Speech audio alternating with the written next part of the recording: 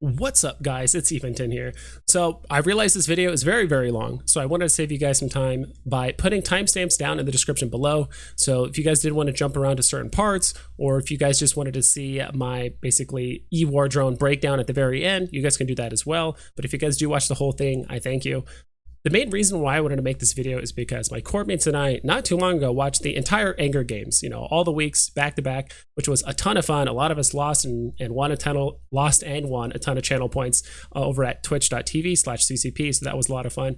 But something I noticed, and a lot of the newer guys asked, and even I asked too, which is basically they didn't use a lot of Ewar drones. I do know the Hornet EC300s was used a ton, and that's something you will see a ton in EVE Online. Pretty much 99.9% of the time when someone does use an Ewar drone, that will be the drone that they use. There are web-of-fire drones, there's neuting drones, there's target painting drones, there's sensor dampening drones, there's weapon disruption drones. I'm sure you guys didn't even know some of those even existed, but they do exist. But the issue is that they're hardly ever used. I wanted to find out why, because for the longest time, ever since the very early of my EVE career, I was always told that they are beyond useless, and which is why I wanted to kind of just test it out myself. Now, I did do more tests than I'm kind of presenting here in the video, but if I did show all of the examples, this video would be well over an hour long. But I kind of wanted to just find out for myself and kind of give a brief breakdown of what I think of all the Ewar drones leading up to this point. So yeah, appreciate you guys watching. We'll go ahead and jump into it. All right, and the first Ewar drones we're going to be covering is the ECM drones. And any EVE veteran will tell you these are by far and away the most used Ewar drones ever in the game. Right now, my alt is using EC300 Hornets on my Armageddon here. Right now, we're trying to jam myself, which is a Ramjag, which is a pretty typically used ship for tackling stuff. And as you can see there, we actually just ended up losing jam. And I've actually been experimenting with this quite a bit just to see how long the jams will last. How many cycles does it actually take for these ECM drones to jam me out? And it seems honestly genuinely random. Anytime, sometimes I literally get jammed within 5 seconds of the Hornets getting deployed. Other times it might take over a minute for these to get deployed. So although these drones are extremely effective, they are heavily unreliable. So like I said before, sometimes if you are getting tackled and you can deploy some of these ECM drones, again, it wildly varies when you can actually drop the jam. So the real question is, are there more reliable Ewar drones that do exist in some more niche circumstances? And we'll see how those play out. And of course, there are heavier, or larger, I should say, Ewar drones, or EC drones as well.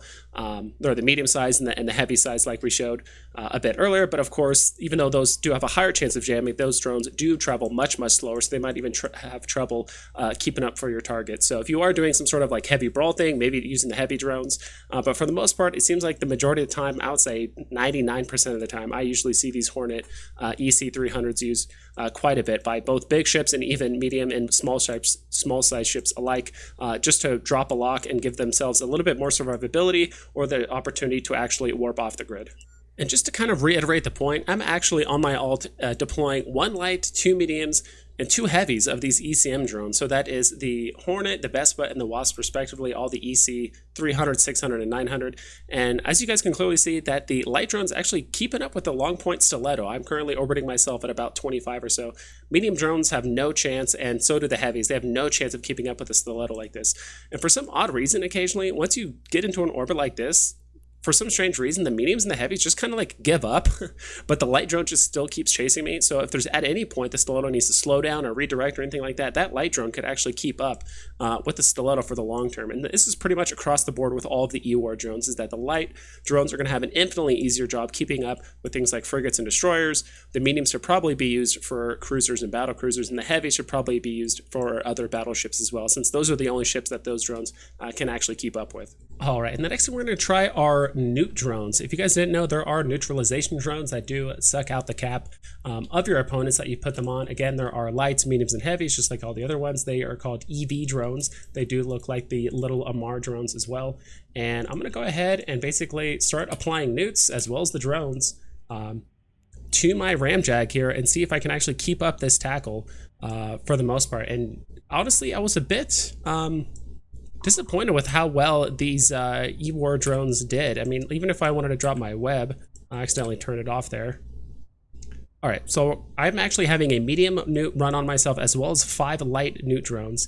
And it seems like I'm holding tackle just fine for some reason. And even if there are times where I do drop lock periodically, I'm actually able to reestablish scram probably within the next tick or two for the most part. So the fact that we're not getting constantly neuted, despite the fact there is a medium and a handful of light neuts, neutralization drones on us as well, doesn't really seem to work. Even I've tried times to stagger the neuts on my drones, where even if I tell them to return in orbit, even if I told them to engage one at a time to kind of stagger the cycle time of the neuts that happen on myself on the ramjack, I'm still able to hold tackle as well. Like, I have them all staggered probably 1 or 2 seconds amongst each other, but I'm still able to get off warp scrams the entire time. I was able to do this as well on medium drones as well, but as you guys can see here, like, I'm able to just reapply scram every tick or two.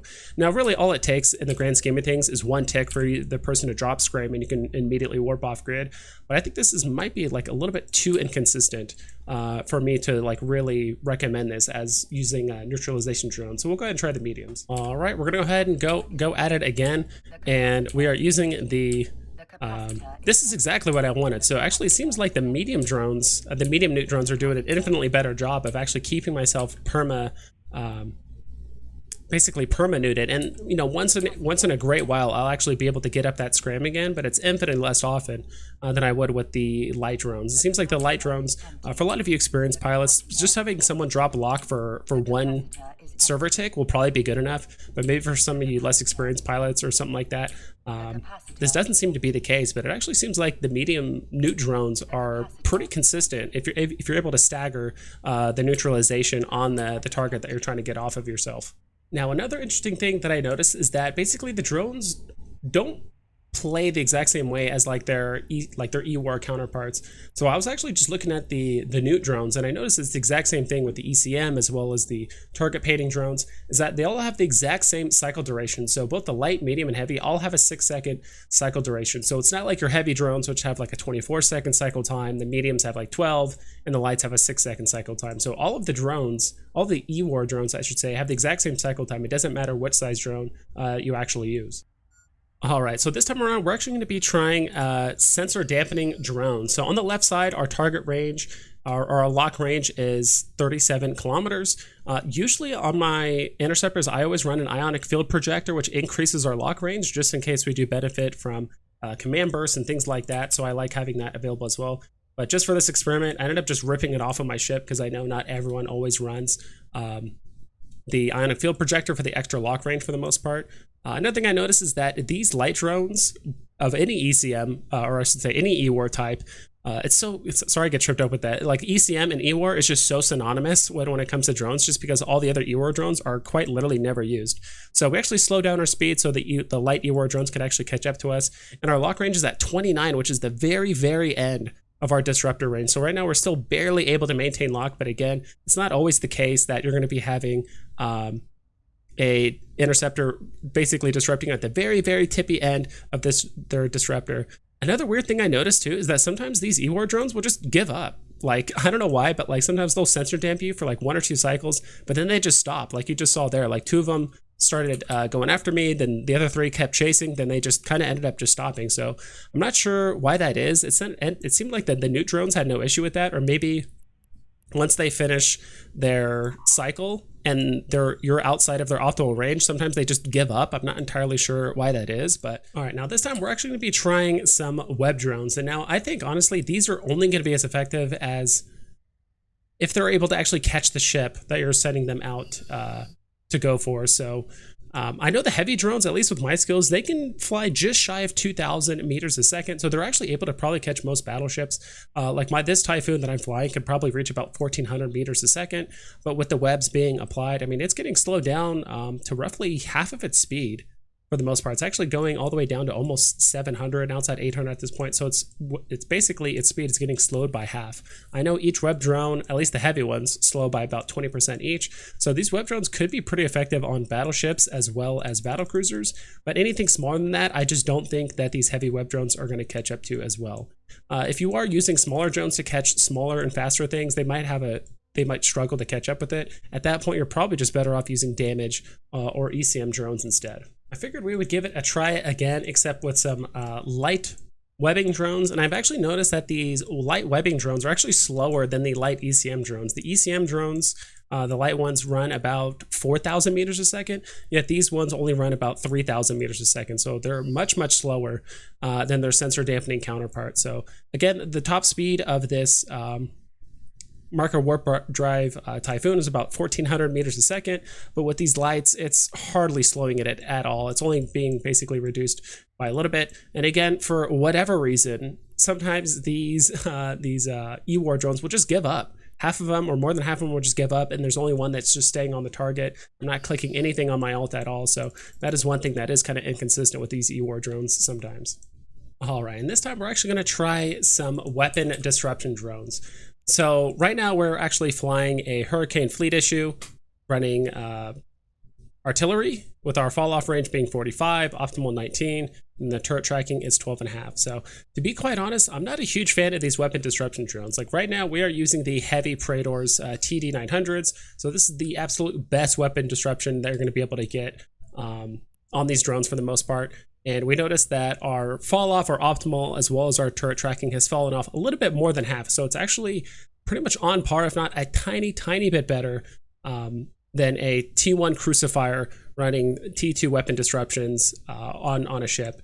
The other thing I wanted to point out too is that these Praetors actually do absolutely nothing to missile disruption. So there's absolutely no weapon missile disruption Ewar drones, so these only affect basically autocannons, lasers, as well as hybrid turrets. So all those Caldari ships, Minmatar ships, and Amar ships that do run missiles or rockets or anything like that, these do absolutely nothing to them. So I'm not a huge fan of these because, again, they have to approach their target. Typically things like target painting, weapon disruption, even sensor dampening, you can do it at extreme ranges. And the fact that the only way to kind of have these things do better than like a T1 Ewar ship is that you have to use heavies, and those things are really, really slow. All right, last but not least is the target painting drones. And honestly, I've been at this for a little over 2.5 hours now, so I'm ready to get through this. I think it's honestly just the same song and dance with these target painting drones versus the weapon disruption drones. So I tried to find a ship that was just as easily to a round number as I could with their signature radius, so it's easy to kind of figure out how much we are being affected by the target painting drones. So again, same thing. The fact that these drones have to approach, I'm not a huge fan of these at all. So as you can see, our signature radius goes all the way up to 1,300, which actually isn't that high. Honestly, I did this experiment earlier. I used a Vigil against this exact same ship using a meta target painter, and it put it higher than this to the signature radius. So I think it put it up to 1,300, a little bit over 1,300, and the next one put it up to 1,600 when I used 2 target painters. So honestly, target painting drones are kind of beyond useless because all it takes is a single target painter to basically do the same work that heavy target painting drones can do. And again, these have to approach you, these have EHP, these can actually get removed off field, which isn't as good as the target painting itself. So yeah, not a huge fan of these. All right, and we're finally here. So thank you to all of the people that have watched up until this point. I really appreciate it. Don't forget to like, comment, and subscribe if you haven't already. And for those of you that just skipped ahead in the timestamp, that just want to save time, we are finally here, so don't worry. One thing I did forget to put on this picture, or kind of this graph or this breakdown, is something that plagues all of the Ewar drones is that they all have abysmal EHP. Like pretty much even the heavy Ewar drones have the same EHP as a T1 medium combat drone. So they all have very, very low EHP. So all it takes is legitimately 1 or 2 sperm bombs to wipe any and all of these out. So just kind of keep that in mind. That is something that affects all Ewar drones.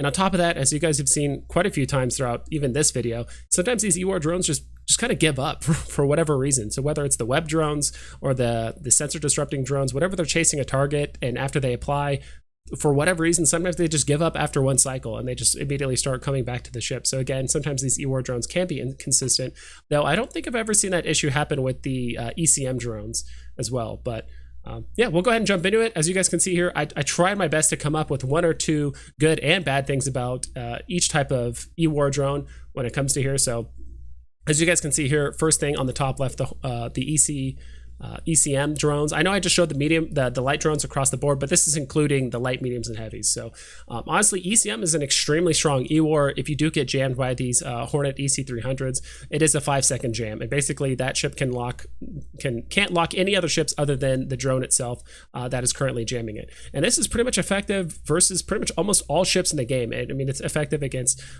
missile ships, it's effective against turret ships, Logi, any kind of stuff. Just the fact that they can't lock up any other ships on grid other than your drone makes it extremely effective. Of course, the trade-off with this, that it's random in its application. Sometimes it works within a couple seconds, sometimes it takes over a minute for them to finally get a jam on a target that you're trying to get affected. And I will say that the lights are pretty much better than the mediums and the heavies. I don't really see any reason why you'd run mediums or heavies on this. I mean, I guess you could, but even if you wanted to run medium ECM, the EC like 600s, you're better off, in my opinion, just running 2 lights, because if you do get that first set of them smart bombed, or if you do have to warp off grid and fight another fight, at least you have another fleet of the lights available as well. So now jumping over to the neuting drones, so the acolytes or the EVs, as you can see here. So the neuting drones, these can perma-neut smaller ships. So I know I showed in the example that I had to like upgrade to mediums. I will say the lights are probably good enough to keep a interceptor permanently neuted out. So if you are running a medium neut on your ship and you wanted to keep that interceptor neuted out, so if they're not running a NOS, I think light drones will do the job. But if they are running a NOS, or a nose, like a small Nosferatu, to kind of like keep their cap up just enough to keep keep you tackled, you're probably better off using medium drones. And at that case, it starts getting a bit niche, and at that point, you might as well just use damage drones. I will say the cycle time is a bit quicker, especially if you're using like the medium or the heavy drones. The cycle time is faster than their like medium and heavy neut counterparts, and you can actually, and the example here I did put beyond normal range, you can actually neut targets beyond the normal range of what a smaller medium neut can do, right? Like you can actually neut targets out to 20 or 30 or 40 kilometers if you really wanted to. So that is kind of a cool thing. That does kind of break the limits of what the normal neuting module can do in the high slot. Only issue is it's pretty much only effective versus small ships. And I feel like as you combat bigger ships, they will likely have cat batteries.